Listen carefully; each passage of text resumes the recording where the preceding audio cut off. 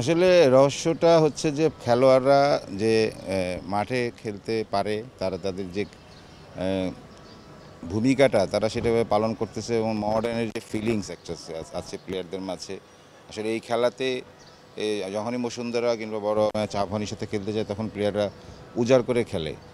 তো আসলে এইখানেই সফলতা, প্লেয়াররা যখন আপনার মাঠে খেলবে তখন তারা যদি পরিপূর্ণভাবে খেলতে পারে তখন টিম জয়লাভ করে। এটাই আসলে সবচেয়ে মূল কথা।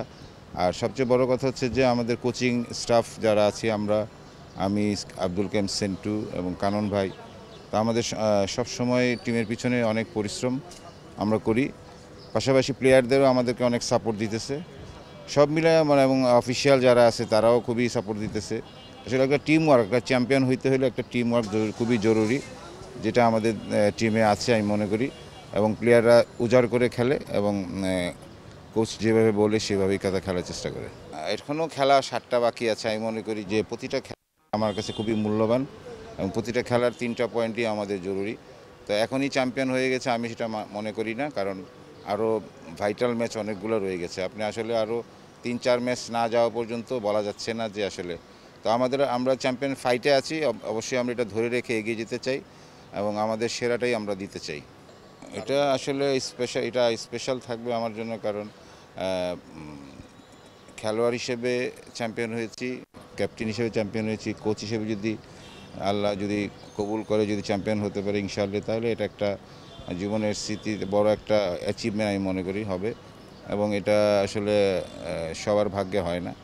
তো আমার কাছে এই জিনিসটা খুবই উপভোগ্য হবে আর কি।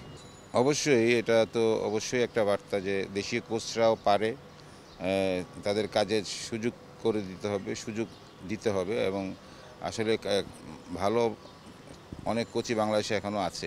আসলে কাজের জায়গা নাই, আমি মনে করি যে কাজের জায়গা পেলে অবশ্যই তারাও ভালো করবে। আসলে ফুটবল ফেডারেশনের তো এখানে একার কিছু করার নাই। আসলে ক্লাব ক্লাব লেভেলটা ফুটবল ফেডারেশনের সম্পূর্ণ ডিফারেন্স। আসলে ক্লাবগুলোই ইচ্ছা করলে পারে কিভাবে কাজে সুযোগ করে দেওয়া যায়। আসলে বাংলাদেশের ক্লাবগুলো কিন্তু অনেক অবহেলিত আমার কাছে মনে হয়, কারণ একটা ক্লাব চলতে হয় অনেক টাকার দরকার। যেমন আমরা মোহামেডানে আমরা বুঝতেছি যে একটা অনেক দিন থেকে আছি, বুঝতেছি যে একটা ক্লাব চলতে অনেক টাকার দরকার, হিমশিম খেতে হয়। আসলে প্রতিটা ক্লাবেরই এরকম সমস্যা। তো যতদিন পর্যন্ত বাংলাদেশের ক্লাব লেভেলের উন্নয়ন হবে না, আমার মনে হয় যে ফুটবলের যেমন উন্নয়ন হবে না, তেমন আসলে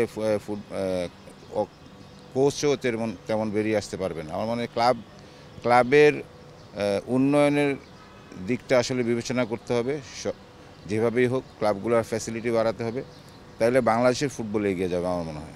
অবশ্যই লাইসেন্সিং প্রসেসিংয়ে অলরেডি গিয়েছে মডার্ন ক্লাব, এবং অবশ্যই ভবিষ্যতে তো ঐতিহ্যবাহী একটা ক্লাব আগে খেলে আসছে, অবশ্যই তাদের খেলা উচিত। আমার মনে হয় যদি আমরা সেই সুযোগ পাই অবশ্যই আমরা খেলব।